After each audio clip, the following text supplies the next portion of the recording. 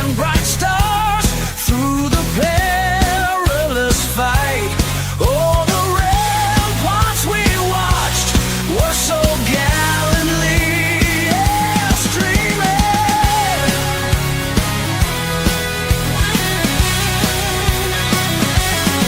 And the rockets' red glare, the bombs bursting in air, gave proof through the night that our flag was still there. Oh, say does that star-spangled banner yet wave? Oh, the land of the free and the home of the brave. Oh.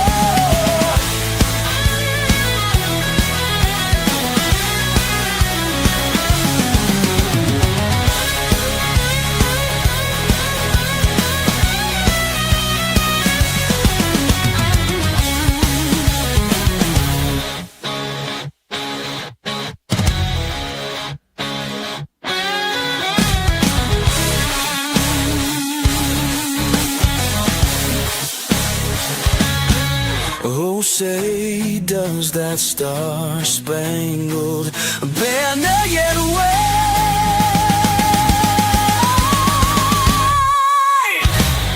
Oh, the land of the free and the home of the brave. Ow!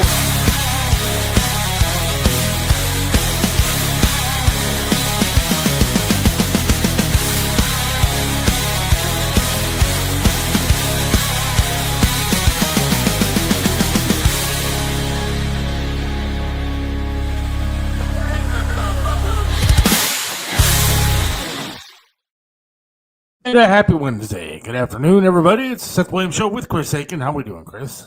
I am fan-fucking-tastic. How are you? Amen to that. Amen. I am fantastic myself. It's nice that it's not cold. I'll start Yes, there. I don't know.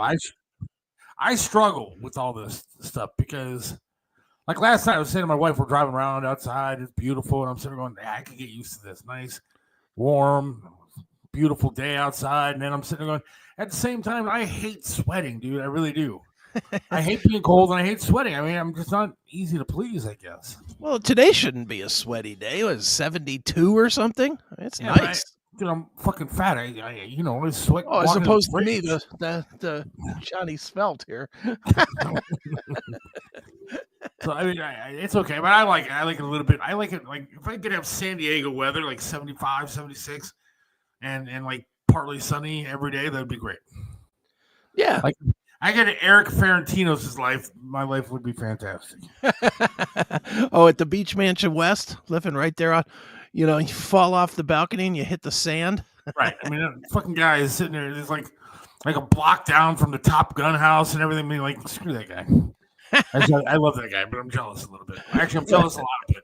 No. Look, Eric is a character. There's things about his life he would love to change. As far as his finances and just regular stuff, day-to-day stuff he would like to change, but he ain't changing shit if he has to give up that fucking place, because that place is I'll just tell you what, man. amazing. Although I have heard, I was listening to a show the other day, and the guy was talking about, touring around the world and stuff with a band and crap, and like he toured open for a Priest. Okay. And he said like the entire tour in like Europe, the guy made like $5,000. Oh yeah. And came back with nothing. I mean, like these guys. I mean, do these guys not make a lot of money touring? It just depends on who you are. The big acts do. The big acts make a good amount of money, when they play their. Go ahead. I'm not trying to get personal, but like Stephen Pierce, he's a pretty big name. Yeah. And does a lot of decent sized shows around the country. Sure. But does the rest of the band get paid what he gets paid? Oh no, not at all. Not at all. If I'll throw the numbers out there, not necessarily Steven's numbers, but bands in that arena, the bands that play the Roxino.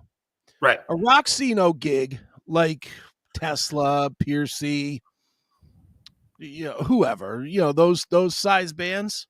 Yeah. about 30 grand. That's Okay. that's what they make. If it's original member guys, now you're splitting that money pretty highly. Like a band like a Piercy or a Dawkins or whatever that just has like one original guy and then a bunch of guys that they've put around him. Those guys around him make between 500 and 1,000 a gig, maybe a little more, maybe a little less, depending on the band. I mean, it's still not a bad gig if we can get it, but still not. No, I mean, it depends on how many gigs you play. You're not making that much money. Well, that's it. And God forbid you're off for 3 months. Right. It's not like you've been able to, if you're making $1,000 a gig or $1,000 a weekend or whatever, and then you're off for 12 weekends, that's tough. Yeah. You know, it's I was talking to a guy that, I mean, it was in a band that we know, and I won't reveal any names or anything, but I know that you know the lead singer, and I do, and I was told that, man, I mean, some guys get fired because they start to make too much money, and then they, aren't around the band anymore. I mean, it seems like a pretty cutthroat kind of business. Oh, it's the worst business of all the businesses in the world. I've always said music is the absolute worst. It is the most scummy business. Everybody rips everybody off. And you're absolutely right, especially if it's if you take an established band or an established guy from an established band, and it can be a big band. Look at what happened to Jason Bonham recently with Sammy Hagar. Right. Jason Bonham's a big name in his own right. Jason Bonham started making a little bit more and started getting a little bit lippy with Sammy or whatever. Guess what? Next guy up. There was another guy waiting to take the spot, and he did. Jason was back to playing Led Zeppelin covers. Well, there is actually a Zeppelin tour coming. I don't think it's coming here yet, but there is a Zeppelin tour that's going to be actually happening. A reunion tour. No, it's not. Stop it. Swear to God. Where'd you hear that? Look it up. There's no Led Zeppelin. I would know that. You want to bet? Let's bet. I would know that there's a Led Zeppelin reunion. Yeah. You're wrong on that one. Led Zeppelin reunion 2025. Oh, no shit. I'm wrong. Look at that. Yeah, look at that, huh? How about that? Beginning on June 10th. Now, I doubt this. I do not think it'll end up in Cleveland, Ohio, but I know they're going to do a bunch of UK dates and stuff, but I don't know how many dates they're actually doing. But yeah, they're going to be doing a reunion tour. No shit. I don't know. How did I miss that one? I don't know, but it just got announced today. No, it's been a couple of weeks. No, really? Yeah, but that's one of those things that, like, if I had the kind of money, yes, speaking of money, start donating to the fucking show so I can afford to go see Zeppelin. We're going to need a lot of Minds people to go to that show. Hey, for God's sake, man, we provide weekly entertainment. You can afford a couple of dollars. It doesn't have to be a lot. A couple of bucks here or there. I got a kid to put through college. I got a vacation to go on, and I got to go see Zeppelin somewhere. Here's the announcement for the Zeppelin. Yeah. Does it give any full dates yet or no? No, just the one, SoFi Stadium, June 10th. June 10th is the only date that's there. So, well, I'm trying to find it. Take it easy, John. I'm trying to find it. Speaking of, John Drake will be joining us shortly as he gives his expertise on the Browns draft that will be happening tomorrow. Very excited about the big draft starting tomorrow. Looking forward to that. So we'll get some thoughts on that. And I also want to pick his brain on some of the best wrestling theme songs of all time as we discuss a little bit of the old days. But we'll get into politics and crap too. But yeah, what? Go ahead. No, I was gonna say I've got an actual story about football. I'm still looking for the Led Zeppelin. There's nothing super confirmed. Well, I knew that they were going to be. I thought they would be. I shouldn't say no, but I thought they were going to be doing this. I saw the movie that came out. Did you see that Zeppelin? I can't remember what the name of it was. Yeah, but it was in the theaters, and me and my wife, and actually my daughter, went and saw it, and it was great. But you could tell it was a setup, authorized. Fucking, oh yeah, I saw it too. That becoming Led Zeppelin. Yeah, and because there wasn't any of the good shit in there. Mm-hmm. Yeah, it's all censored version, right, of the band. But I kind of figured, I mean, what better way to set up a fucking world tour than putting out that movie? get people pumped up again and shit. Yeah, well, the thing though is, I mean, how hard is it going to be to fucking announce a Led Zeppelin tour? Do you think Jason would be doing the drums there? I would assume. Yeah, Right? of course. Yeah. They're not going to bring that would be the biggest mistake that they could make is if they brought in some other drummer instead of Jason, Yeah, I who's agree. been out there touring for 15 years with the Led Zeppelin experience or whatever it's called. So yeah, I think that'd be pretty cool though. I think Oh, it yeah. will be super expensive. Yeah, I would imagine like $1,000 a ticket for the $1,000. fucking shit seats. Dude, if you get fucking Taylor Swift is getting a few grand a ticket, yeah, Zeppelin's Yeah. gonna get that. Yeah, good seats for Led Zeppelin will be 10 G's each. I guess I'll watch it on YouTube. I guess I'll have to watch it. A pay-per-view concert event for like $50. Oh, I'll watch it. I've seen both guys in other arenas. I saw them together on the Walking to Clarksdale at Gund Arena. Yeah, I think that was what that tour was. Yeah. I've seen Led Zeppelin, for God's sakes. I saw Led Zeppelin in 77 when I was 9. dude, I was 1. I've not seen Led Zeppelin. Yeah, my mom took me to see Led Zeppelin. I didn't know what I wish I'd have been about 3 years older where I would have known what I was seeing. Yeah. Because I didn't know. Yeah, what's funny is the only song I remember from the whole stupid thing was like "All of Your Love," which is like such a not good Led Zeppelin song. All the great ones they have, and the one that I remember seeing was "All of My Love," "All of My Love." It's like, come on. I think it would be a hell of a show though. Oh, it'd be great. It might be great. Then again, it might suck too. I mean, Robert Plant has been doing just a lot of suck with that whatever that country shit that he's been doing is, and these guys have been known to get together and do these weird tribal versions of songs and stuff. Yeah, I don't You know, wanna see- for the last 30. I want to see the old Led Zeppelin. Go out there and play your fucking hits, or else I'm gonna punch you in the face. Especially Well, they like- might, but they might rework them to be this weird tribal bullshit. Yeah, I don't want to hear that. Otherwise, I'm gonna really I'm gonna go on stage and take a pants or something that I can sell to make my money back for my tickets. There's no way in the world I'm gonna let you rip me off from a show like that. Can you imagine if you went to see one of these shows and then they did this? Here we are. Here's our Eastern Asian version of Black Dog or something. And now the show's over because crazy guy in a hooded sweatshirt came up and kicked somebody's ass to try to get his money back. There's a one-legged guy beating Robert Plant to death with his With a fake prosthetic. leg. What the hell? Now that would be news. My wife went bowling with Robert Plant, dude. Bowling?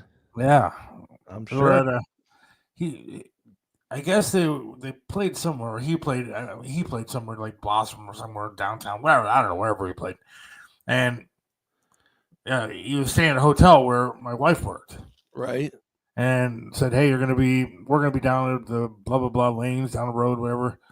Come on down." And so she went down there, and he was there and called her and her sister over I bet to he where they did. were playing and asked them to sit down. Bought them I guess they were underage, so they bought them Right. like pops and stuff like that, and they hung out.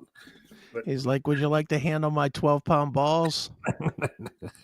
I asked, I said, "Dude, did you have sex with him?" He said, "No." I said, "Well, why not?" There's still one pin standing, honey. Dude, I have to say, my wife, though, I mean, she gets invited to bowl with Robert Plant. She made out with fucking Eddie Van Halen, dude. That's pretty good. And then a month after she makes out with Eddie Van Halen, she ends up She starting marries to you? date me. Well, there you So, go. Like I said the other day, my wife, Robert Plant, asked her to bowl. Eddie Van Halen makes out with her with just a robe on, nothing else, dude. Like his Right. robe was open, like he was naked and making out with my wife. And then her boyfriend that she had was a big dude, went to wrestling school to be like a WWE star. Okay. And she ends up with this. Ain't talking about lust.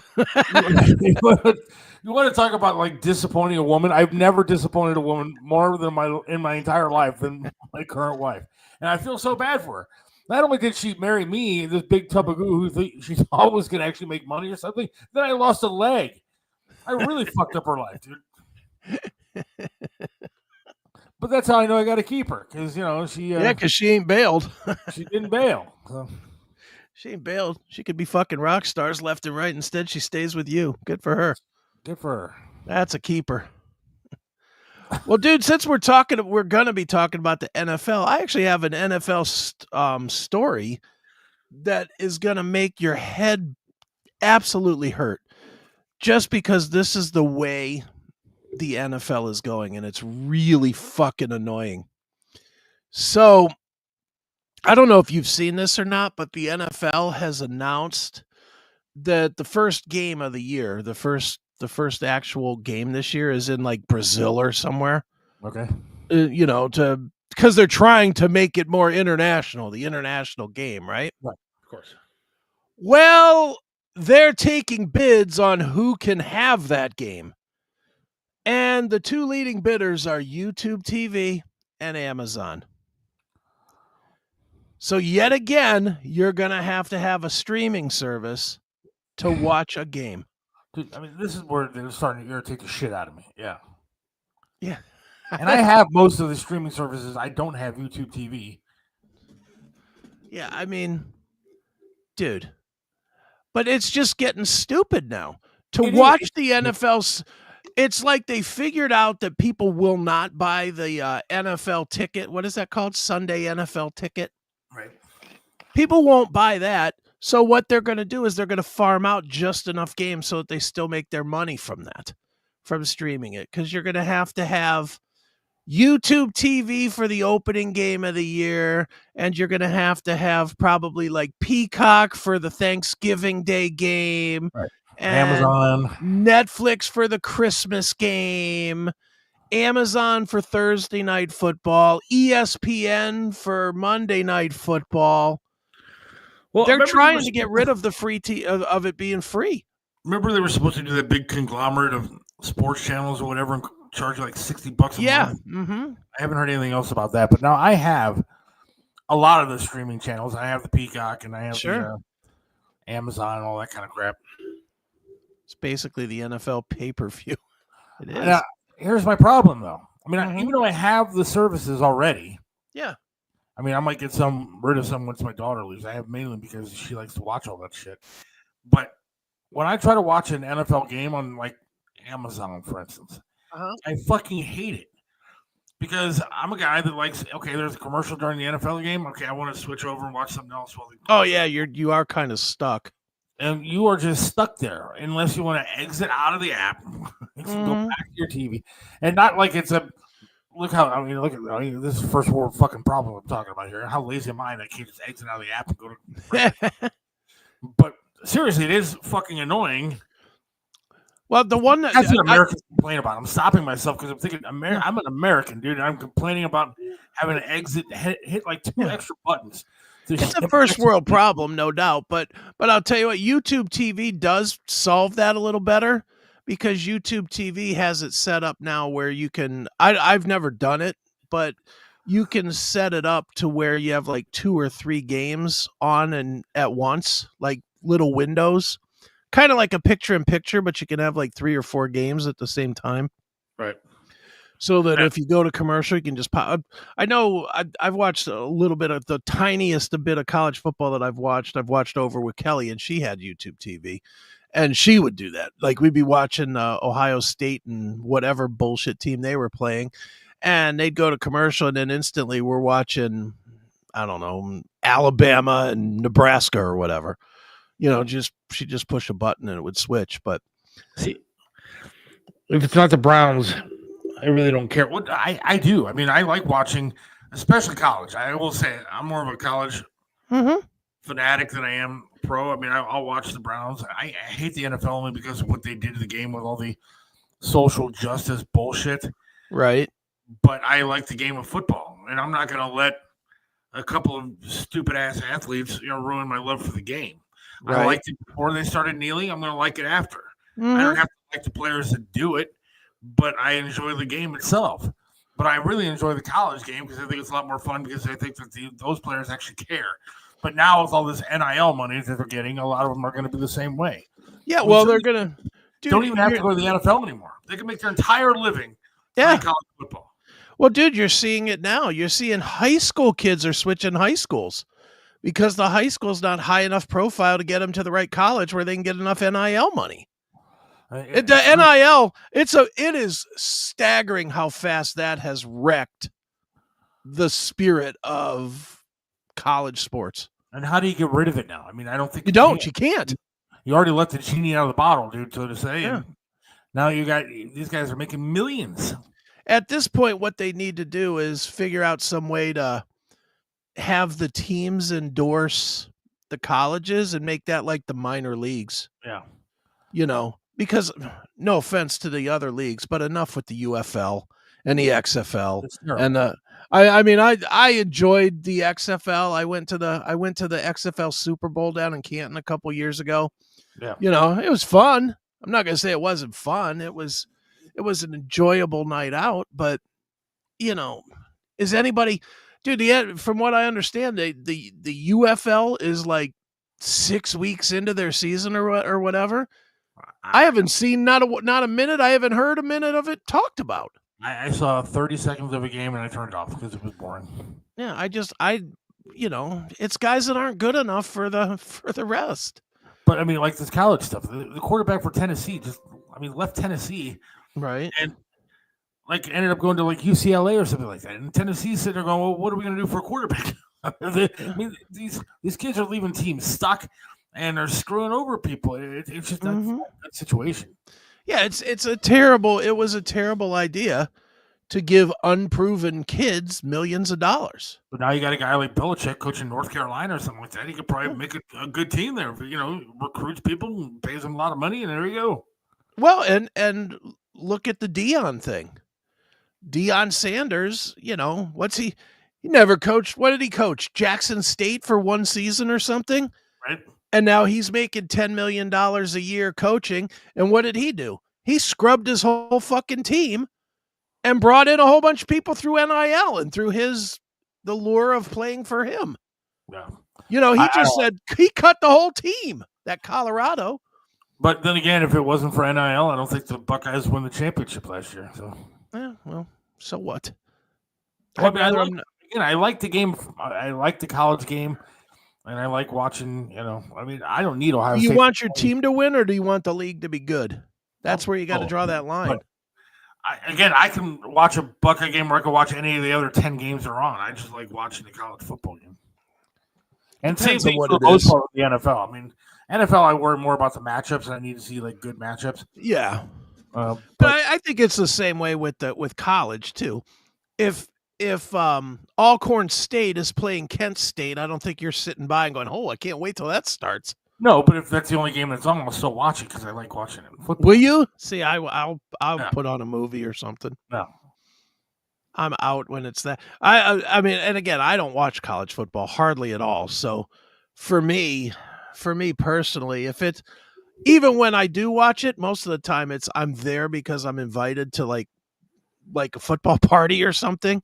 It'll be like the Ohio State-Michigan game, and I'll go and I'll, drink my face off. But most of the times after the game, if you ask me who won, I won't have any idea because I don't watch it. I don't care. It's just about partying. I don't know. I look forward to it. I'm so sad this time of year. And I shouldn't say because, like you said, there's other football on, but it's no good. Yeah, nobody's watching that. I get sad this time of year. I mean, the Guardians are what they are. It looks like they're an average team at best. And I mean, the NBA, fuck, dude, these playoffs. They play till like July, it seems like. It's like they played the first playoff game on Sunday. They're not playing again until tonight. It's 3 days since they play freaking basketball. They have a game every night during the regular season. Every night or every other night. But these playoffs take like 6 weeks to get through. Right. Well, I'm honoring LeBron's request of not watching the NBA if I don't like his politics. So since that's what he wanted me to do, that's what I'm doing. I don't watch the NBA. See, that's what I hate about my life, dude, is that I like one of the many things, but I enjoy sports. I just do. I do too.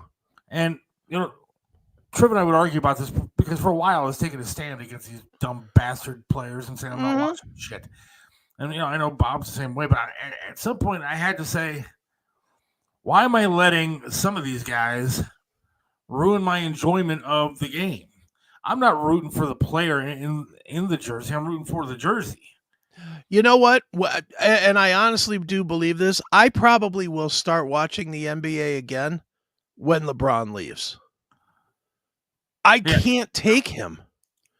I can't take him. He's a smug, arrogant cunt. I dislike him to the upteenth level. And the way everybody kisses his ass. I mean, Disgusting. dude, you cannot watch who are the Cavs playing in the playoffs? I really don't even know. Playing the Heat right now. The Heat. Did you watch the game the other night? Some of it, not the. Did they mention LeBron James? I'm sure they did. That's what I'm saying. And that's a game that LeBron hasn't been here in what, 8 years, 6 years, something like that. He hasn't been in Cleveland in 6 or 8 years. He hasn't been in the Heat since the decision, right, or 4 years after that. So he has nothing to do with either of those teams. And I'll bet you got a conversation about LeBron James. Absolutely. And that's fucking bullshit. And then he gets all the calls and all the bullshit. I mean, the wind blows him over and he falls to the ground. I mean, it's disgusting to watch. It really is. And I hate him too. But I'm trying to get to the mindset of, hey, this is what I like to watch. I like watching sports. Sure. Dude, that's why I have settled in on MMA and not just UFC. Like, I watch all the MMA, the PFL, the Bellator, the one championship, one fighting championship. Obviously, the little tiny ring stuff, the bare knuckle fighting. I watch that stuff all the time. And there's a live event every single weekend. So I like that too, except for the fact that I get to the point with some of these fights, it's like sometimes it's 5 rounds of just them kissing each other, dude. It's like you're watching the wrong ones. I want to see blood. I want to see knockouts. I want to see some good shit. Dude, you got to watch just watching this crap on ESPN where everybody's hugging and like. Nah, you got to watch the bare knuckle. Almost every one of those fights is over by the second round, and almost every one of them fights, somebody gets knocked down 3 or 4 times if they don't just get knocked the fuck out. It's great. It's it's gladiator like. And don't you have to pay for these UFC fights? Well, maybe you do. Well. I have to talk off the air. Yeah, it's on. I think UFC is on ESPN Plus. Yeah, I get this prelim crap, and it's terrible fights. I don't care. Yeah.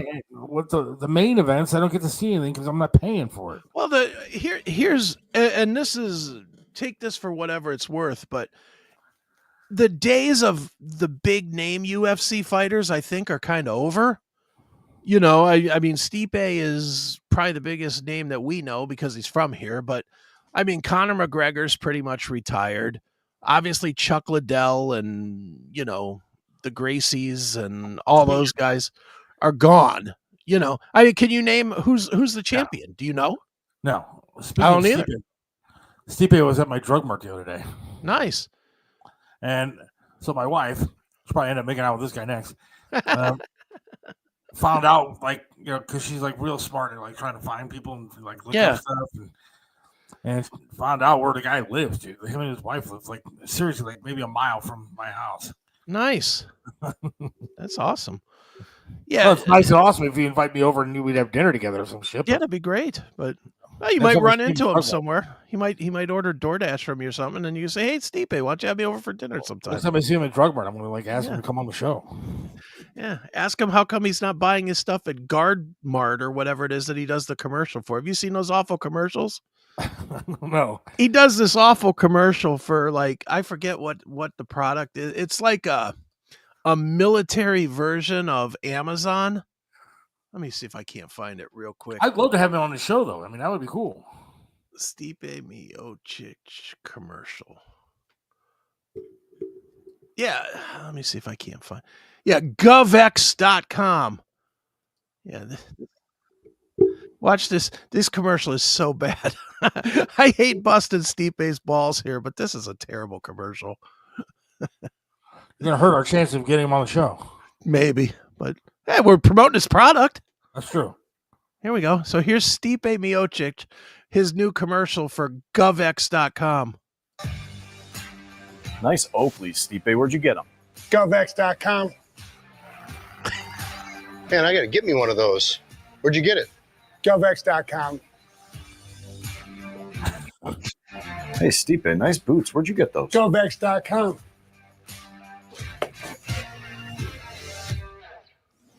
Use it.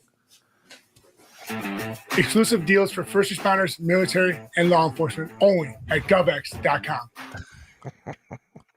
Yeah, all right, it's a little rough. It's a terrible commercial, but Actually, I did see that once. I did go to govx.com, but then I don't know if I'm allowed to buy anything. If I'm not military or maybe I can. I don't know. If you need something from there, let me know. I'll buy it for you. Then I'll sign you up for USAA as well. Yes. Seth watched the NHL playoffs. Just got started. Hockey players are great. Look, some guy, and I feel really bad. I'm not going to mention his name or anything, but messaged me on Facebook, right? Yeah. He listens to the show, or at least Okay. was at that time, and heard me talking shit about hockey with you, and I was saying it sucks and blah, blah, blah, and we can't follow the puck. In fact, we weren't even saying that it sucks. We were just saying we can't follow the puck, and it's difficult, blah, blah, blah. Mm-hmm. And he sent me this message. He's all mad saying, why don't you like hockey? Why are you talking crap about hockey? I was like, look, maybe I'll give it another shot, but we don't have a pro team here. Last time I went to a hockey game, they were like the fucking Lumberjacks or some shit. Yeah. And so I can't really get into it. If we had a good NHL team here, maybe I'd go see a game. Or maybe if, again, they made the puck 10 times bigger or something like that blue line that they used to have going behind it, I'd watch it and could get more into it. Yeah, Columbus is a little too far to support a team. Yeah, I mean, they're not the Buckeyes, dude. They're not on every fucking channel every night or every Saturday. I mean, I'm not going to search or buy something that I can watch the Columbus Blue Jackets games. Yeah, and it's just not a great TV sport. Look, I'm not saying that it's a bad sport. I love watching it in person. Yes. In person, it's fun to watch, but watching it on TV and especially on digital TV, it's awful. Because when you watch it on digital TV, man, if you get the slightest little fucking bit of glitch, you done aren't seeing nothing. Or if you get that when your screen gets a little tiny bit hazy there for like 30 seconds when your internet cycles or whatever. Yeah. Dude, you ain't seeing shit in a hockey game. And I messaged the guy back and I explained myself and it was very nice, I thought, but he never responded back. So maybe he's done watching the show. Maybe he hates us now. I don't know. But yeah, it's just not the best TV sport, to say the least. I don't know where Drake is. Is he dodging us? Is he backing out? I can't imagine that unless he got busy with his jobby job. Damn work getting in the way of doing our show. You don't make commitments that you can't keep, John. I hope I didn't send him the wrong link. I'm sure he'd be bitching on here if he had the wrong link. Yeah, well, unless he's sitting in another room waiting for us to come to him. Hockey is really the best sport. Pick a team and watch during the playoffs. I guess I don't know. I like the Las Vegas Knights. I mean, I'm a Vegas fan. I want to move there. If you can watch the games, it's not as hard to switch teams as you might think. Because I ain't gonna lie, man. When I decided I was done with the Indians when they retired, and they became the fake Indians, I really thought I was going to have a problem with that. I thought it was going to be very difficult to switch teams. Right. And I've gotten pretty comfortable, plus it's on a little bit later, which is helpful to me. By the time I end up finishing working for the day or whatever, it's always about 10 o'clock. And I go into my bedroom and I flip on a Padres game almost every night because they're playing out on the West Coast all the time. It's pretty comfortable to kind of watch the Padres. So Tony just backed out for the day. He's at a golf outing. Of course. And John Drake is apparently I don't know where John went. I don't know where he is. He's not texting me either. I texted John. I asked him, everything good? Maybe he got tied up or something. I don't know. I don't know. What could that guy possibly have going on? Maybe there's a breaking dream theater. Maybe there's breaking news in the draft or something. Or maybe I did send him the wrong link. Well, he's not responding to my text. Oh, let me see. Let's see. He was our expert for the draft. What is going on with these links? Now I got 3 different links. No, this is the right link. I sent him the wrong link. God damn it. So it's not his fault. It's ours. Yeah, but he's not responding to anything. Here, I'll just call him. Why don't you make us $1 here? All right, let me see if I can do that. Chat room. All right, hang on. I can't see anything anymore. He just says I need a new link. All right, we'll be back in like a minute. Don't forget to donate any money towards whatever the show, and mine is sign up for later today. We'll be back and hang on. When disaster strikes, we come together. Here at Mario's Barbershop, we've turned our passion into purpose. As Hands to America, a 501c3 nonprofit, we're on the ground helping those hit by hurricanes, floods, fires, and tornadoes, right here in northeastern Ohio and nationwide. But we can't do it alone. We need your help to keep this vital work going. Your donations, whether it's cash or vehicles, can bring hope to those who've lost so much. Join us in making a real impact. Every donation fuels relief efforts and helps rebuild lives. Call us at 844-864-2637 or locally at 216-520-1977 or visit us at handstoamerica.org to see how you can help.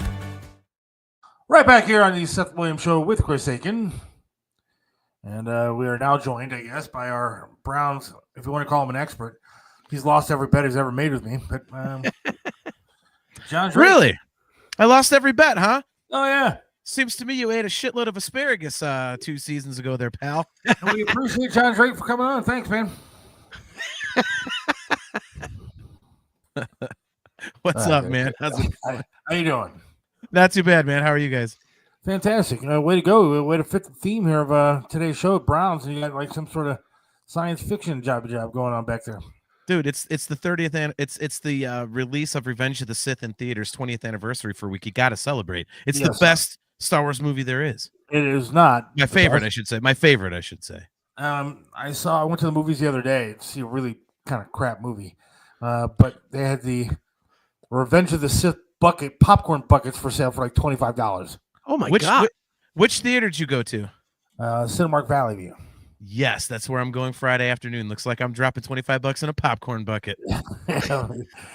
I the other day took my daughter to see the Minecraft movie not that long ago, but that was actually a pretty good movie. I was gonna say I heard that was pretty decent. It was, and thank God they were out of like the really intricate popcorn buckets, but they still had a Minecraft popcorn bucket. And then it wasn't good enough. She wanted a Snow White popcorn bucket too. So this girl weighs like $110. Had 2 giant fucking popcorn buckets, one Snow White, one Minecraft, and I spent like $50 just to get concessions. They should have paid you to take the Snow White one. I know. Yeah, I wanted right. to punch somebody in the face, dude. Look at Jackal in the chat. Star Yeah, Wars never had a good movie. What the fuck ever, you old crusty bastard. The fuck do you know? Look, there hasn't been a good movie since Gone with the Wind. For him, yes. For him. Was it The Tramp? Yeah. Charlie Chaplin made the Right. the original Nosferatu was the last good movie according to Jim Bartek. The last great movie, King Kong, 1933 version. Coconuts by the Marx Brothers. Agree on is Star Wars. I think. I mean, we do. I'm a big fan of Star Wars.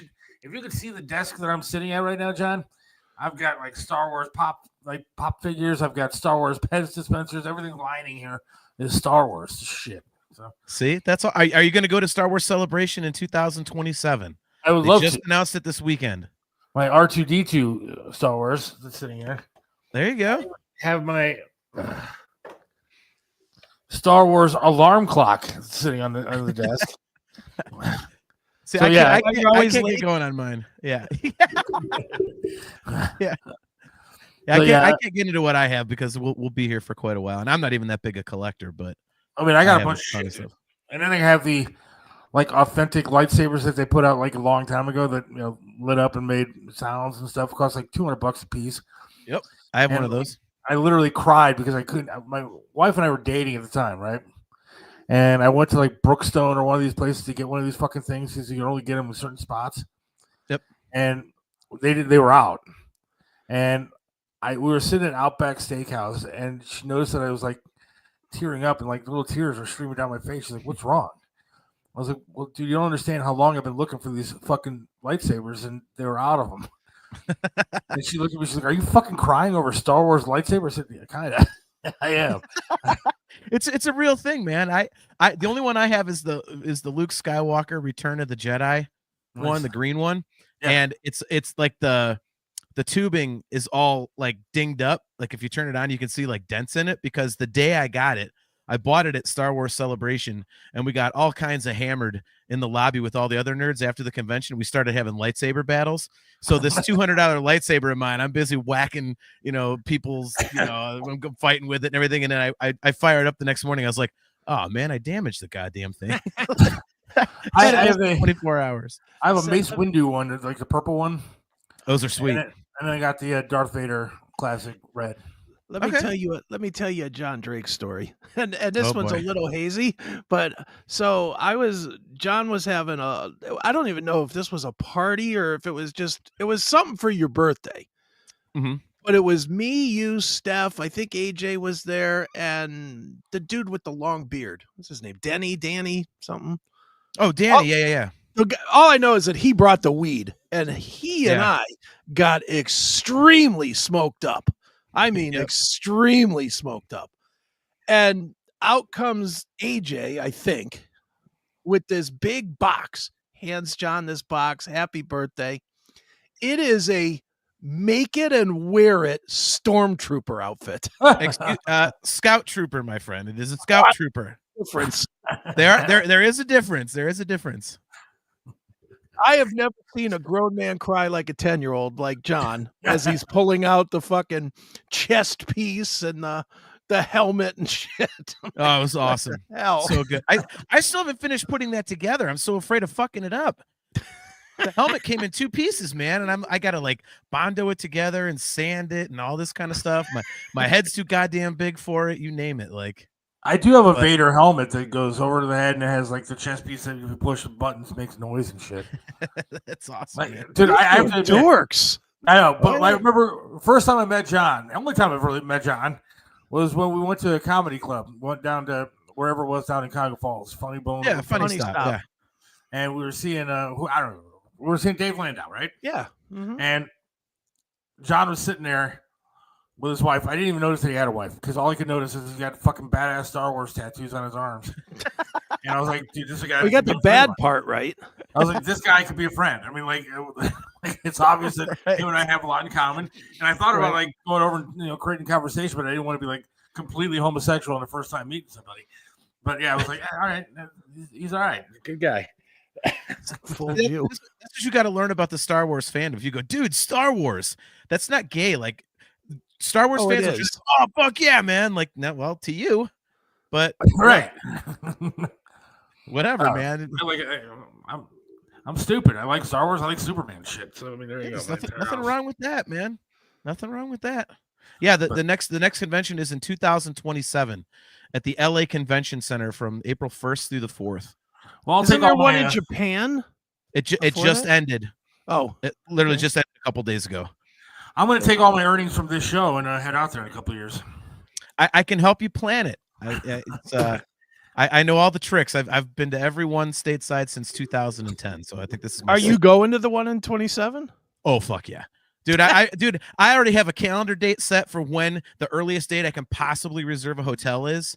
But I mean, it sounds nerdy, but dude, those hotels go so ungodly fast. And in LA, there's only one that's directly across the street from the convention center.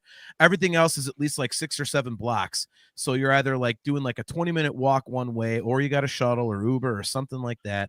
So there's a lot of if you do it Okay. right, there's a lot of planning. Otherwise, you're just completely like on your own. It's really screwy. It's Now very let me tell you though that I have had my reservations the past couple of years, and it's because of politics. It's because Mark Hamill ended up being a cocksucker, bastard, horrible piece of shit, and I hate that because we're talking about a hero of mine growing up, and then ended up being a scumbag, left wing, fucking crazy person. And it Well, upsets look, me. Seth. The only politics that should matter to you in Star Wars are the taxation of intergalactic trade routes over the sovereign system of Naboo. Anything else doesn't matter. See? I have to agree. I mean, and that's why I've tried to get my head back into the game a little bit because You're I- there to see Luke Skywalker, not Mark Hamill. that's just what Exactly. I have to remember that he is my Jedi friend and not the dark side. But it's always Exactly. good to see Han Solo get whacked. Go fuck yourself. Fuck you, dude. Yeah, see, there we go. Dump him now, Seth. Me and you Yeah. gonna do the show. Go ahead. I'll go take a nap. Go take a nap. Bye. We don't need this We're traitor. torture to let him sit here. Oh, I that's cried awesome. during that time too. Like I wanted to walk out of the movie, dude. I didn't cry at that, but I got a little tear. Like I was like, "Oh my god, this is awful." I was so pissed. But I did. I have to admit, I got a little tear. When the Falcon rises up and it's just Chewbacca by himself in the Yeah, dude. cockpit. You're like, "Oh god!" Like Han Solo's really gone, and it's like, dude, I'm like, I was like 40 years old or whatever, and I'm like, I've been into this since I was 4. Look, all right, I'm gonna go full homo here, dude. So I cried again. Go. Full homo. Shut up. Full homo. Go to this dildo comment. What the fuck? So I cried again when last June my wife and I went to Hollywood Studios in Florida, and they have the Star Wars rides there. Oh yeah, And- dude. Have you been? I have not because the cost is like a little prohibitive. It's really. I mean, for like it's a couple $100 for a ticket. I mean, I understand, but you're gonna go fucking to California to this deal, dude. It's gonna be less than that. But the one ride was just badass. It was really cool. But then Rise of the Resistance, yeah. it was bad. Rise of the Resistance is ultimately, I mean, the greatest ride I've ever been on my life because it was just really cool. But the time that I actually got tears in my eyes was when I stepped into the Millennium Falcon, and my wife and I were the only ones that were allowed into the cockpit there to like drive the ship. Yep. And I'm sitting there driving the fucking Falcon, dude, and I was like, I couldn't believe where I was, dude. And it was just amazing to me. Did they And put your leg on the chessboard as a game piece? Dejarik. I had it was a fantastic time, and I got a little misty because it was really cool, flying the ship of my dreams, dude, back in Dude, the day. Every one of my friends that have been there have said that when they first see it. Because, dude, for like a nerdy kid, especially like us, like I mean, you and I are the same age, if I remember right. And like I got into Star Wars when I was 4. Right. And Han Solo and the Millennium Falcon were the very first things in my life that I thought were the ultimate and cool. And it's been that way ever since, outside of adding Eddie Van Halen and the Frankenstrat to it. And like, so it all you've ever seen it is in the movies and stuff, or you're building a Lego set. But when Right. you go up there and you're looking at a life-size Millennium Falcon, and then you're in the Millennium Falcon, then you're flying. I mean, dude, that's like 4-year-old you just like shitting his pants. I mean, I don't blame you. Yeah, I mean, that's it was cool one as of the fuck. coolest. It was the coolest thing ever. Yeah. So, whatever. All right, we're supposed to be talking Browns, man. I could spend an entire hour talking about Star Wars shit, but we're gonna drive Chris crazy. But Nah, Anyway. believe me, I've been around John and AJ enough. Think I haven't heard my share of Star Wars talk? Yeah. Besides, yeah, Aiken asks us. He's like, "Hey, man, I got a Star Wars question." Immediately, Dude, let me tell you, Seth, and we should bring you out to this if you ever really want to get fucking weird. These two get, and me and Stephanie, we will get, we haven't done it in a while, but we will get annihilated drunk. And then they will break out the fucking Star Wars Trivial Pursuit. yep. and it'll be me and Steph will just be looking at each other like, what are they talking about? We'll answer questions like, what were the little furry critters that helped battle on whatever planet? And I might get Ewok out of that. Meanwhile, these guys are like, there's a special kind of currency on the third moon of Avagar or whatever. It's like, I know nothing Avagar. about this shit. You know, You bring up and Ewoks on my desk to my right. I can't reach it, but there's an Ewok from back in the day. There were no clothes with it, but it's the actual Ewok. I love it, man. no See, applause now. if you come out, if we do that, I'll bring a different game. I actually have, there's Cards Against Humanity. Yeah. I found online Cards Against Star Wars, and all the heinous shit is like, like Princess Leia ramming a dildo up her snatch or something. Like, it's all like Star Wars related, like just grotesquerie. It's hilarious. Dude, I went to Fuck you, Aiken. fuck you, dude. Fucking asshole. Oh So, my god.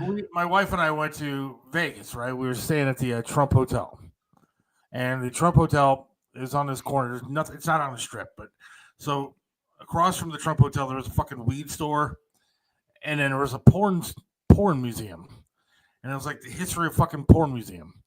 And you go in, there's all these artifacts like old dildos and all this kind of stuff. It was fantastic, but they have an entire display about the Star Wars fucking porn. And so there's like a land speeder in there, and they got an R2D2, they got a fucking C3PO, and like a person, like a mannequin that looks like Leia, and then they have the Star Wars porn playing in the background on a big screen TV, dude. It was fucking amazing. That's hilarious. They have Star Wars porn, huh? Oh yeah. I didn't realize. I mean, look, as a porn aficionado, I'm a little surprised that I didn't know that. You didn't know about God, Zeppelin either. You're slipping, Chris. I Yeah. am. I'm getting That, old. that Zeppelin thing's got to be full of shit. It's got to be.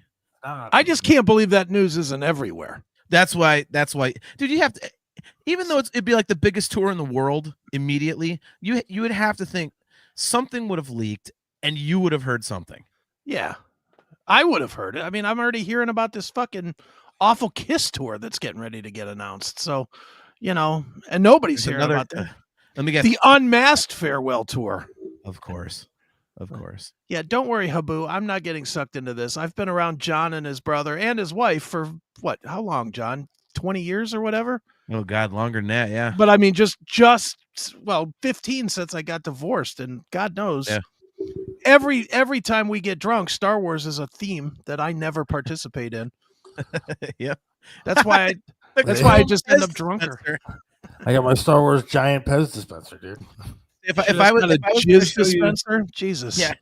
if I was going to show you like what my prized Star Wars possession is, it would be a tiny little vial, about yay big, and it's actual sand from the Lars homestead in Tunisia, where they filmed like actually in the ground, like where Luke's home was, like That's and awesome. Uncle and Aunt Peru. So yeah, I've had that. So That is fantastic. I'm going to eBay for the show. I have All a right, we Yoda. got I have I a can get Yoda. you one. I can get you one for free, Seth. I got a hookup. I got a talking Yoda too around the house somewhere. I've got one. Every time Stephanie comes over here, she grabs my fucking talking Yoda, and she Wow. she always, Oh, dude. and it's meant to be sounding that way, of course. Nice. All right, the Browns got a big draft tomorrow. Let's talk a little bit of football. I'm gonna give the masses what they want. Second pick in the draft tomorrow. I was listening to some stuff on the way home today. There's a lot of rumors out there about what the Browns are going to do. What do you think is going to happen tomorrow, John? It's going to be Travis Hunter. I mean, it's the chance. I mean, he's been the best player in the draft ever since this whole draft cycle started months and months and months ago. Now he's the two-way player. Yeah. He won the Heisman Trophy. He also won the college football awards for best receiver in college and also best defensive back. So he's got like every kind of, award you can win. And I mean, the Browns have it. I mean, there's not a quarterback worth the number 2 pick. And he's widely regarded by pretty much everybody as the best prospect in this year's draft. And it's an offensive position, and you had the second worst offense in the league last year. So you need weapons. It makes too much sense. Well, that was going to be my next question. As a two-way player, there are a lot of teams that actually want him to be a defensive back, not a wide receiver. I mean, do you think the Browns are going to try him wide receiver? Or do you think they would even attempt maybe a two-way player like a Dion or somebody? From what I've read, I think there's a chance they would do the two-way thing, but I think what they would do is, and it seems to make a lot of sense, like I've read that as a corner where Travis Hunter is most effective is in the red zone. So it would seem to make sense they would have him as a full-time receiver, but then they would have a package for him on defense once the other team gets into the red zone because it plays to his strengths. He's not playing the full length of the field. So it seems to me like that would be the best way they could use him. We'll see if they do that. I mean, it is as much as I hate to say this, it is the Browns. And even though it's common sense, like if you think about common sense, it goes completely out the window with these assholes. But so if they draft Hunter, do they trade Newsom and try to get back into the first round and scoop up Shadur Sanders or whoever? Because Shadur's going to drop. Yeah. They're saying that basically if he gets past 9 with New Orleans, the next quarterback needy team is Shit's Puke at 21. And so there's a lot of talk of him going to Pittsburgh. I've seen a lot of people like betting odds are saying that the Browns are high up there for trading back into the first round to get him. Yeah, I don't know, man. Like, I mean, if you does Carter scare you? Another Penn Stater with microfracture issues? Yeah, the thing for me with Abdul Carter, Habu, is that you didn't hear anything about the guy until this year. Those kinds of guys always kind of worry me, and he's got the foot issue, so you already got a guy coming in with that, and I don't know what they are, but people have said there's some character stuff like off the field issues a little bit. You already signed your, guy who likes to lie and is a big bastard dick face, Myles Garrett. So I mean, I know that having bookends would be nice, but you already got a decent line, in my opinion, on the defense. But I heard today that there's rumors about the Browns actually trading back so they can get Sanders and maybe get a player from another team in return. Or I don't know where you drop. And that's the thing. Like originally, I was a big fan of trading back and collecting assets because I really think that what they're doing is kind of. I really think that they're going for a developmental quarterback this year, and we'll get to that because I have a thought on that. But I really think they're going developmental quarterback this year, and they want to get their Joe Burrow, Justin Herbert, whatever, like franchise guy next year because the 2026 quarterback class is supposed to be a lot stronger. Well, that's the Arch Manning year, right? Yeah. Maybe he can stay. So there's some people saying that, that the Haslams are really close with the Manning family. So that's like people are putting that together. But then there's other people saying, well, if the Browns are going to be shit again, why would this guy want to come out and play for the Browns? He could just stay in and go, screw that. I'm staying in college another year. He doesn't need the money. So he's going to get a ton of money just from the NIL stuff alone. Well, exactly. Plus his family has a couple of bucks. I understand that too, but yeah. But yeah, so I think their main quarterback move is going to be next year. I could see them trading back into the first round. I mean, to answer your first question, like I was initially cool with them trading back and getting assets, but it's like I just think at this point that Travis Hunter is too good of a player to pass up. And if you notice what all these championship teams do, the better teams in the league, when their pick comes up, they're just adding whoever is a kick-ass football player. They're not going, oh, we need a tight end. Like, I mean, as much as I hate to give credit to, the Bengals, they had 2 stud receivers on their team and they still drafted Jamar Chase at 5 overall. And now look at their wide receivers. I mean, any team in the NFL would kill to have that receiving core. Yeah, so I think, go ahead. They signed these wide receivers and then they blew their wad as far as, being able to get any other players. They still don't have a defense. They can't even sign their best defensive player because they spent all their fucking money on wide receivers. Yeah, I agree with that, but I mean, but the Browns aren't in that situation though. We don't have 7 guys we have to give a max contract to. You know what I mean? It's like, so you get Travis Hunter, and you give yourself a weapon. That and the other thing is, the reason I like going for him is because again, you have the worst offense, and Abdul Carter. If you were to do that, somebody said it online. They were like, well, Abdul Carter is an awesome guy to pair with Myles Garrett. No one's going to know who the hell to block. And that's awesome. If you're planning on winning all your games 10-9, right. But I mean, if you want to score points, you get Travis Hunter. And so originally I was like, let's trade back. But as it's gone on, I'm like, now we got to use the pick. And if it's Shadur Sanders, I'm fine with it. But I mean, anytime you can get the best guy, you should get the best guy. And so I agree. And then, especially with a team that has a ton of needs, you got to pick the best player. Well, this team has needs everywhere except for defensive end. Is anybody else safe? Is there any position where you look at it and say, yeah, we don't need to draft a left guard or whatever. I think every position should be open. Yeah, I agree. I mean, they're pretty deep at corner, which is ironic that that's the other position that Travis Hunter plays. But I mean, they're pretty good there. I mean, safety. Like I said, the defensive secondary is pretty set, but it's not like you can't keep adding. Again, when you're 3-14 and you are always crap, adding good players anywhere is a good idea. So, I don't think beggars can be choosers. So, all right, Milroe versus Jackson Dart. So I actually said this months and months and months ago during the college season. I was like, you know what? It'd be kind of cool to get Jalen Milroe. And the reason I was thinking that was because his like college career kind of tracks with, and I'm not saying he's this guy, so please don't take it this way, but his college career kind of tracks the way that Lamar Jackson's did. He's this, modern style running quarterback who is just an absolute threat if he gets going. He's got an incredible arm on him. And I thought, well, okay, that's kind of good. Like we see Lamar Jackson twice a year. Why not turn the tables and have them face somebody like that? So, but he's accurate. Well, yeah, and that's the thing is like, and at that point, if here's where I land with that, because I agree with you. If Kevin Stefanski is supposed to be this amazing quarterback whisperer, then he should be able to coach this guy into being a very good, a very good passer on top of being just, and let's not forget, Lamar Jackson was not very accurate his first couple of years either. He sucked. Yeah. He sucked his first year or two, and then he got it together somehow.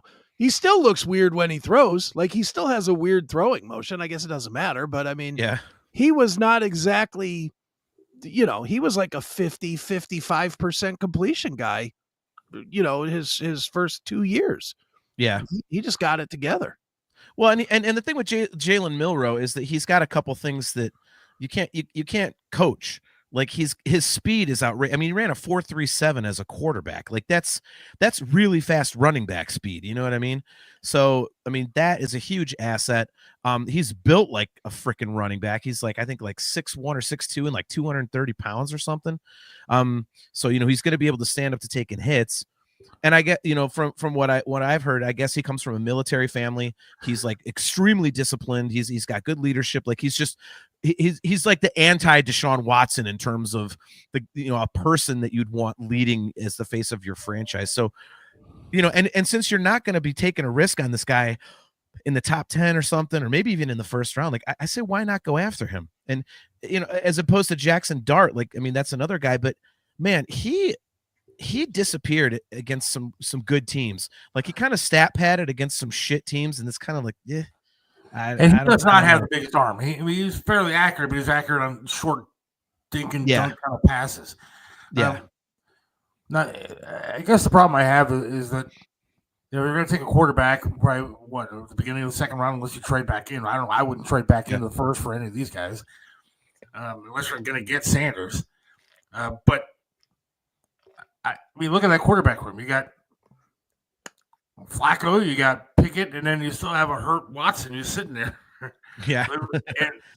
But if he plays A down or is cleared to play, if he's cleared to play, I think they owe him like $1 billion. I mean, they're going to have doctors out there trying to cut his kneecaps because they don't want that guy to even be cleared to play.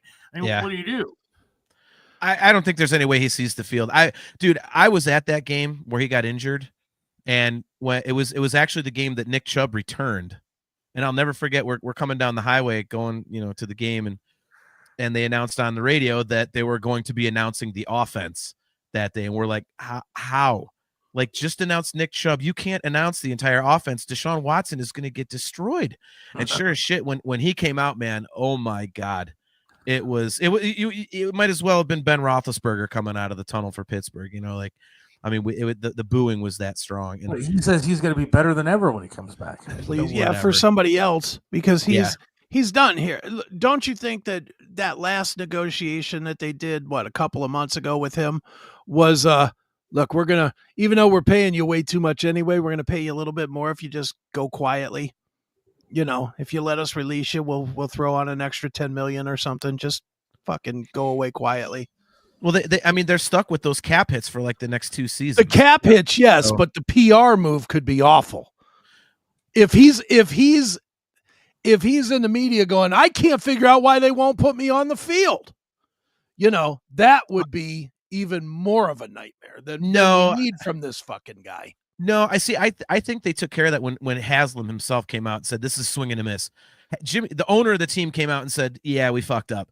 That's all you need to know. That's all you need to know to say that guy's not playing again. I agree, but I think that part of that move was they already had something in place for Watson, because it's kind of weird to hear the owner of a team say, "Yeah, this player sucks," and not have the player say, "Bullshit, it's this or that." And we haven't heard word one from Watson about, well, it's the bad trainers or the bad training room or, the fans hate me or anything. He hasn't said nothing. He's just quietly gone and got married. That's because he doesn't give a shit. I mean, that's the whole thing. Ohio State trifecta. Okay. I mean, that's the whole thing about the guy. He doesn't care. And there have been plenty of national people that have talked about how he is in the locker room, and like he doesn't hang out with his teammates. He kind of keep outside of the whole, outside of team activities. In the locker room, he kind of sticks to himself. He's not like leader guy, part of everything guy. The guy took a paycheck. Everything. I mean, we knew that, but now everything that's come out since, like reports about how this guy carries himself and everything, it was a paycheck. And we knew it was a paycheck. I mean, we were one. He narrowed it down to 4 teams, and we were one of the 4. And we were the very first one. He's like, "Yep, not going to Cleveland." And then all of a sudden, dump truck full of money. "Oh, I'm going to Cleveland." He didn't want to be here, and he's showed it the whole time. Are you talking about Garrett? Who are you talking about, Garrett? No, I'm talking. Yeah, dude, don't get me started on it. Don't get me started on that. I'm looking at like the Browns picks. All right, what they have here. They got the number 2 pick, of course. Then they got the number 33 pick in the second round. So that's right at the start. Number 67 and 94 in round 3. I mean, when the guy was talking about Ohio State, I wouldn't mind taking some of those players. I wouldn't mind trying to take a Trevion Henderson, like in the I don't know, 3rd round if he's available, 2nd round, maybe even the 2nd round. And then I wouldn't mind getting a Will Howard maybe in the 5th round or something like that if he's still around, because I think he will be. Well, 4th round. I keep hearing 3rd round on that guy, and I honestly, Seth, I wouldn't be opposed to Will Howard either, just because he's huge size wise, and again, kind of like with Jalen Milroe, he's got that, he's got such a strong leadership quality to him, and I think. People have said this. I'm not saying anything new here, but everybody has said that that's what you're missing on this team, is that you don't have the like Myles Garrett isn't a leader type. He talks a little bit. He talks to the media a lot, but he's not rah like Ray Lewis behind the scenes. Like Ray Lewis was, or Bernie Kosar or somebody. And you need that leadership. And Myles isn't it, but Will Howard, we saw it. Throughout the college football playoffs and last season with the Buckeyes, like he's got that. So why not? And he wasn't very good. He wasn't very good at K-State. He really wasn't. But I always have this question, and nobody ever answers it. I would avoid Ohio State quarterbacks like the plague, personally. They're just most of their history of going to the NFL is not good. I mean, are there some like Stroud that is good? Of course. I'm not trying to say they're all bad. But Fields still playing. I mean, you've got Terrell Pryor, Arch Schleister. What was the guy that they said was going to be great and he didn't end up doing anything? Miller. Braxton Miller. Yeah. I mean, and the guy before him too. Yeah. No, I agree with you, but I think when you're talking about a mid-round pick that you're clearly making as a developmental choice. Like, I don't see a problem with that. And honestly, dude, seriously, the bottom line here is we've all seen that fucking quarterback jersey of ours. We now have had 40 starting quarterbacks since 99. If they used every one of these 9 draft picks and they drafted 9 quarterbacks, I'd be like, good. Just fucking find somebody already. I don't care. Like, kind of like how the Detroit Lions used their 1st round pick on a wide receiver like 6 years in a row.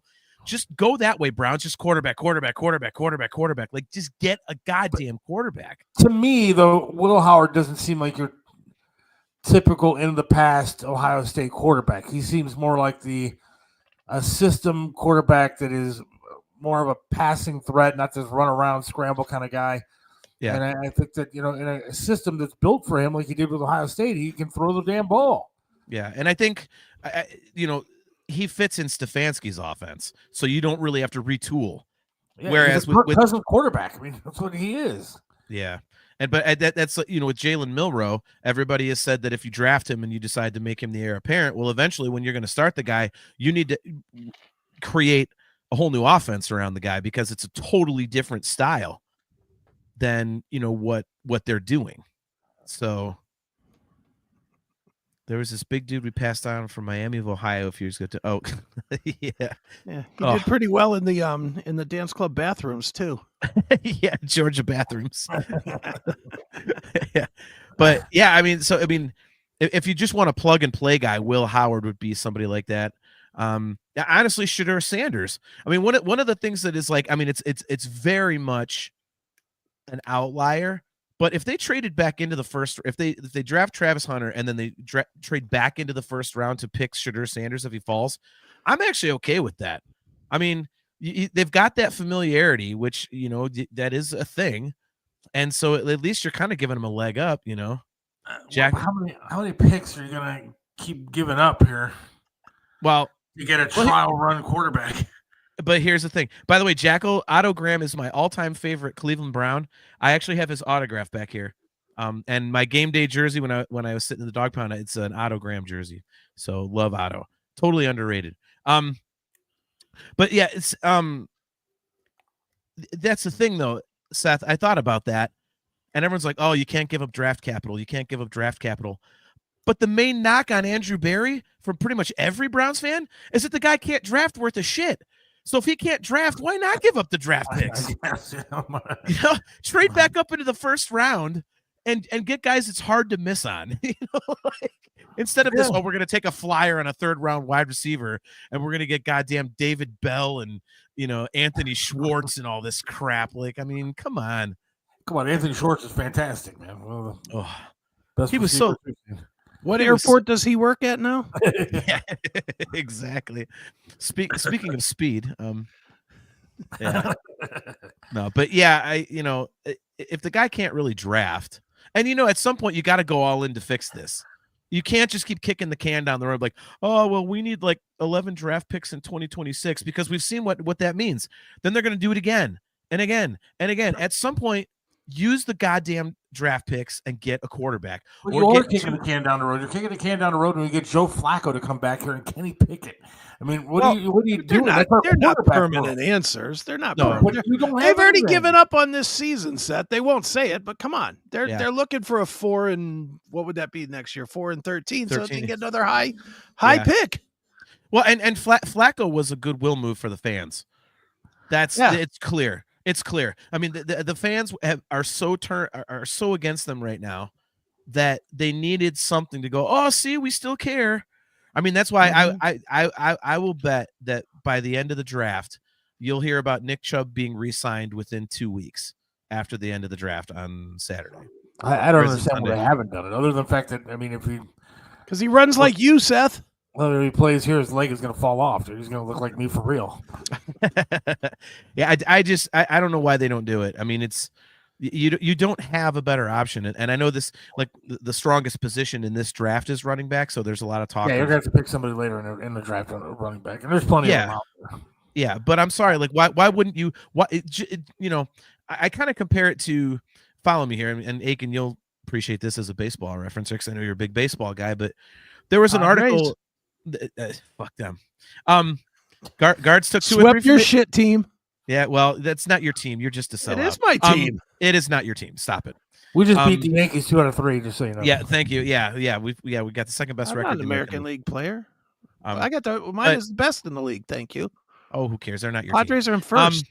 Yeah, they're not your team. So, the Athletic ran a story, I think like a month or 2 ago, and it was about Austin Hedges, the Cleveland, our catcher. Yeah. And it was talking about the fact that since I want to say 1990, he's got the second worst batting average of any professional baseball player. Since 1990. But they re-signed him because he's such an incredible clubhouse presence and the team rallies around him. He's like the glue that holds that locker room together. So they're like, okay, he's an offensive black hole, but he's an incredible teacher. The whole team rallies around. We're going to sign him. And to me, it's like that's what you should be doing with Nick Chubb. You're telling me that you can't find a roster spot for Nick fucking Chubb? I mean, their whole thing, oh, well, if there's a role for him. Of course there's a role for him. He's Nick Chubb. Jesus Christ, even if the guy only rushes for 700 yards, who gives a shit? 600 yards. He's Nick Chubb. The city loves him. The team loves him. You make moves like that. And if it wasn't for that injury, he's one of the fan favorites of all time here. Well, he still will be. He still will be. I mean, there's not a single person that if they re-sign Nick Chubb, they'd be like, oh, that's the stupidest thing they've ever done. And if they do say that, they don't know fuck all. Because it's like, it's like Joe Thomas. You don't let a guy like Joe Thomas go, and Nick Chubb is on that level. You don't let a guy like that go. You have to have some of that in your locker room, and you don't have it currently. You absolutely don't. See, I would have let Joe Thomas go. That's just my opinion. I would have let that guy go. And you know why? For him. Because you're stupid? No, because that team knew that the management knew that team was going to suck. Every time that he took the field, that team was going to be terrible. They had nobody to throw the ball, nobody to do anything. And they weren't going to make the playoffs anytime. And so for that guy's benefit, I would have let him go to a winner. You got to keep guys like that, man. Yeah, he didn't want to leave. He said he didn't want to leave. Well, that's a loser mentality. And I tell him to his face. No, it's loyalty, man, which is admirable these days. The way these contracts are going and people just whoring themselves out, and everybody sucks when they leave to go to another team for like 2 years. Name the guy that went somewhere and was awesome. Juan Soto. Yeah, he ain't been awesome. Are you kidding me? This year? He's not that good this year. That's Of course, you get $1 billion. I guess you relax. Exactly. I mean, you're not wrong. You're not wrong. But I mean, there are cases of guys that, are awesome. But I mean, yeah. I mean, the Joe Thomas thing. I mean, again, I just think there's something to be said for loyalty, and I'm glad they didn't let him go. I think Nick Chubb, they should do the same thing. And I get it. It's a deep running back draft, but I just don't see how there's not a spot for him instead of like your 8th, defensive lineman who's, a project you got in your backup long snapper or whatever. Right? Yeah, exactly. Like you can't tell me there's not room for a guy like that. Couldn't they make him a coach? Do something. I mean, Jesus, a motivational speaker. Yeah. Consultant, something. Yeah. So I don't know. I mean, that's just what I would do. Though, I'm not really. I mean, the draft is. I'm looking forward to the draft, but it doesn't have the same star power that it normally has. I don't know. Not as exciting to me as. Well, I think I think it's like, yeah, Habu's right, man. Nick Chubb is the highlight of the return of the franchise. Yeah. Well, him and Thomas, I put him on the same level, Habu, but I think, Seth, that's because like a lot of the, the guys that are like the blue chip guys in this draft at the top end are more like defensive linemen, offensive linemen. There's not like, 5 stud receivers and, 4 amazing, like last year, what was it? 6 quarterbacks in the first round. Like, you don't have that. So it's a little bit different, but yeah. Well, it doesn't always seem to be the way. Like we finally get a kick-ass draft pick. It's like, and even the year we got Baker Mayfield, it was like there was not a consensus. Like, oh my God, there's this, there's a Joe Burrow out there. There's an Andrew Luck out there. Right. I mean, it always seems to happen to us, So I remember when they got back into the first round to pick Johnny Manziel and listen to fucking radio stations all across. Oh my God, they got Johnny Manziel. I mean, Tony Rizzo, I think, like creamed his pants when that was Goldhammer. Yeah, Goldhammer. He's like, yeah. I have to admit, I was a big fan of that. I was like, all right, let's go. Like, I was a big fan of Johnny Manziel because I wanted to be him, fucking boozing, partying it up, hot slutty girlfriend, and making some money. That's my kind of life, dude. I mean, I wanted to see him. I wanted to see him in Pittsburgh dropping like 4 touchdowns on the Steelers and doing the money sign and just watching them lose their shit, man. He's so arrogant. I'm like, just give the finger to Pittsburgh. That'd be glorious. I just wish that he didn't suck ass. I mean, if he wasn't so terrible, like it would have been fun to watch him actually win. And he was terrible on such another level. I know I was watching. he was all the way down. This is like during the pandemic. He was playing in some bullshit indoor football league where the audience watching the game called the plays from an app. And he was playing in that, and he sucked in that. Yep. And I mean, this was against guys that, after the game were suiting up to go collect garbage and stuff. These were garbage men and stuff, and he sucked in that league. He just sucked. Terrible player. He didn't give a shit. No, he just didn't give a shit, man. Still doesn't seem to. No, dude, I will never forget. Like Steph and I were at the first game he ever started, and it was against the Bengals, and I have never seen Browns fans more angry with each other. Like it felt like you were at like an opposing stadium because it was like 50-50. Like that guy was so polarizing. You had people like, yeah, and other people like, fuck you, he sucks. And like, there were fights in the dog pound, like Browns fans fighting Browns fans. I mean, it was bad. It was so bad. Speaking of that, have you been watching the series on A&E? The security one? I've watched a couple episodes. Stadium Lockdown or something like that. Stadium Lockup. And I forgot about that. It's all at the Brown Stadium, dude. You might be in there. You might have like footage of you somewhere because he is 100% in there because I believe me, I've watched like 4 episodes, and I do watch Looking for John and Steph because I know where their seats are in the dog pound, and they do show the dog pound a lot. Yeah, they show you're probably on it. Almost certainly you're on it. It's a great it.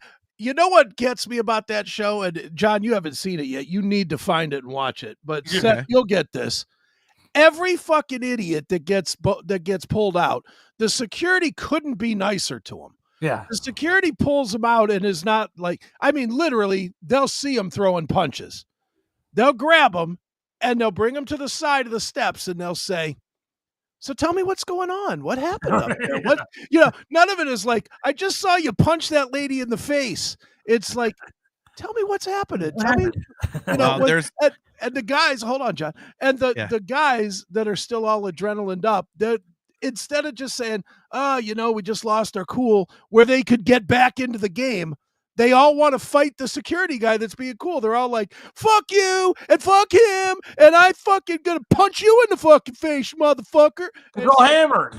Yeah, they are, but they could easily, if they would just shut their hole, they'd be right back up in the game. But I'm going to say this, and I thought this even when I started going to the new Brown Stadium, since they moved from, the good old stadium, but I don't like this shit. I don't like these fucking rules that they have now. I mean, look, at old Cleveland Brown Stadium, and we talked about this numerous times, if you were a Pittsburgh fan at the old Brown Stadium, your ass is knocked out, you were put in a fucking trough in the bathroom, and people were peeing on your fucking head.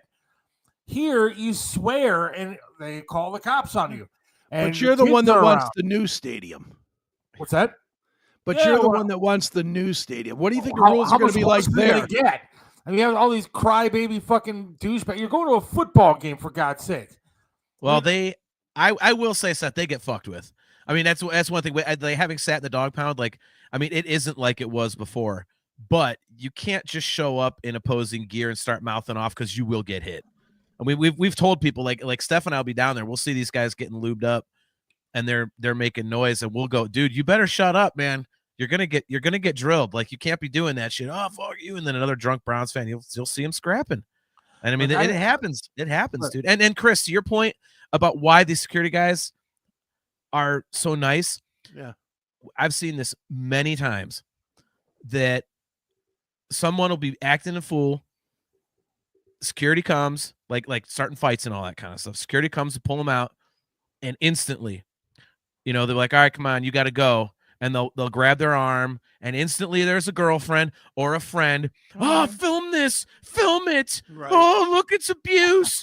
Oh my God, it's abuse. And we're like, shut the fuck up.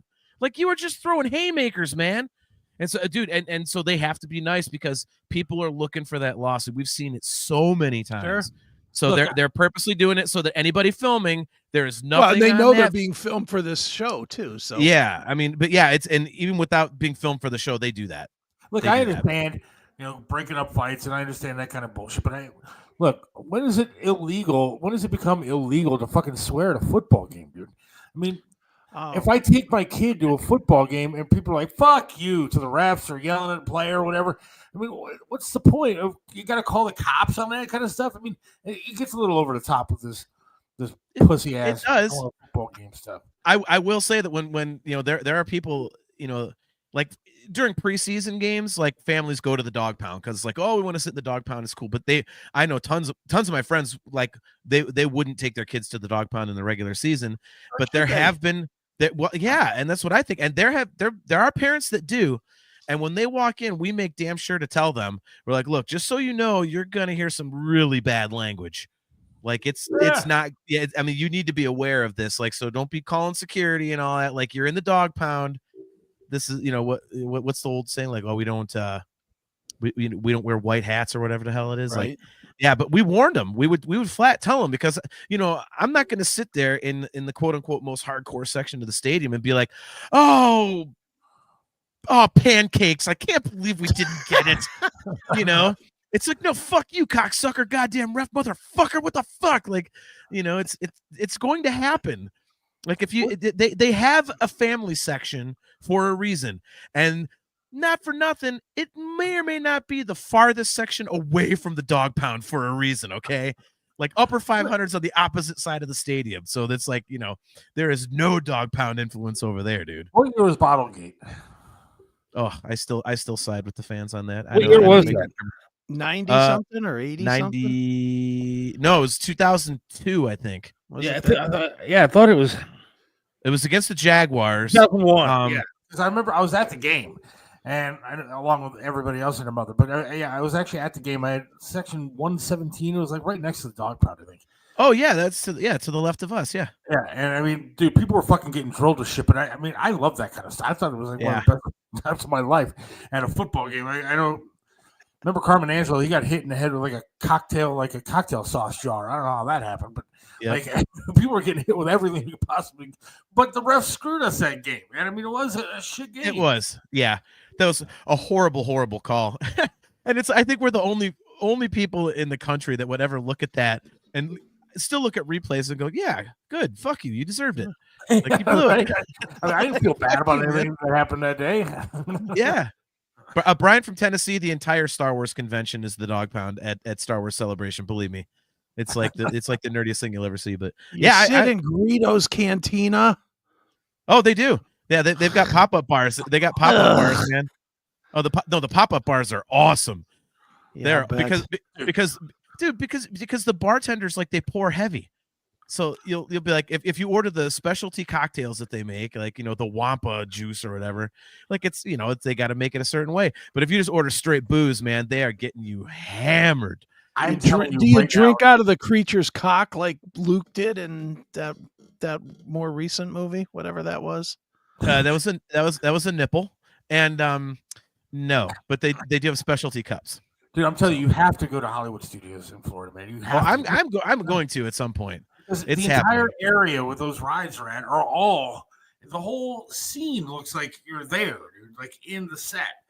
And like even the drinks, I got a Diet Coke. It cost me like $10, but it comes in a BB-8 cup, dude. Like it looks like the fucking robot. I mean, everything is cool there. You can make your own Star Wars toys there. And if anybody likes putting balls next to their mouth, it's Seth. Look at that, dude. And Brian from Tennessee is like, it's not cool. Okay, that's fine, man. Like, go ahead. I don't mind. Keep watching your fucking hockey, and I like Star Wars. So there you go. Yeah, exactly. You're not getting on ice, and I enjoy laser guns, dude. Kiss my ass. Exactly. Star Wars is better than hockey. Period. The end. It just is. I have to agree with John and I are going out on a good note here. Exactly. It's time to go to Mines, Chris. Yeah, you want to stay and go to Mines, John? Yeah, I can do. Well, I can do it for a little bit. I gotta get the grill going and cook dinner for the wife. Sure, join us. She'll wait. Yeah, she'll wait. Yeah, sure. Tell her I said to wait. God damn it. Hey, Steph. Aiken said to wait. God damn it. Yeah. You could join the three of us, I guess, over on Mines right now. Mines.com/Seth Williams Show. We'll be there in about 3 minutes. Yep. Just hang in this room, John. Yeah, just hang here, John. And sign up for Minds if you haven't done so already. Why? Because we're desperate. We need lots of money. We got a daughter to put through college. Chris has got his own shit. I think there's a bookie after him, so we need lots of money. After him, nice. So sign up for Minds, and we'll see you over there in about 3 minutes. Chris, can you hit the end here? Yep. We'll see you guys.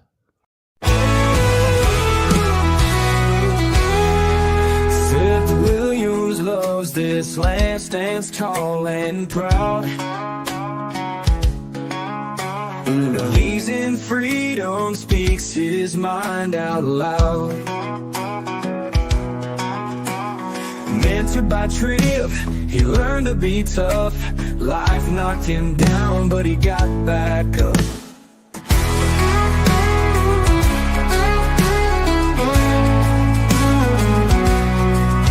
Lost a leg, but he's still strong and true. Chasing dreams under skies of red, white, and blue. Voting for Trump, he shouts it clear. WTAM tried to bring him down, but he's still here. In the heart of America, Seth takes a stand. Against the tides, he defends our land. Liberals call him crazy, but he don't care. He's got the spirit of an eagle, soaring high in the air. Hates LeBron James, won't wear that crown. Prefers hard work and blue jeans in this town. Radio waves try to shut him up, but Seth keeps singing, filling that cup. From the small town streets to the mountain high, Seth sees the flag waving, reaching for the sky. He keeps on fighting with a rebel yell, for every fallen soldier and the stories they tell. In the heart of America, Seth takes a stand. Against the tides, he defends our land. Liberals call him crazy, but he don't care. He's got the spirit of an eagle, soaring high in the air.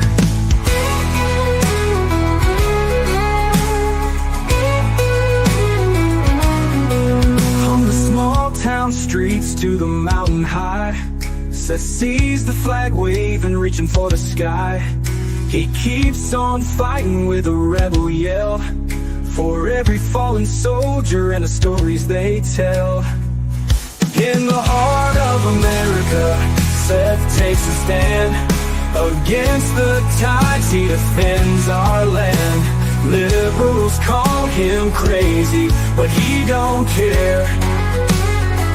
He's got the spirit of an eagle, soaring high in the air.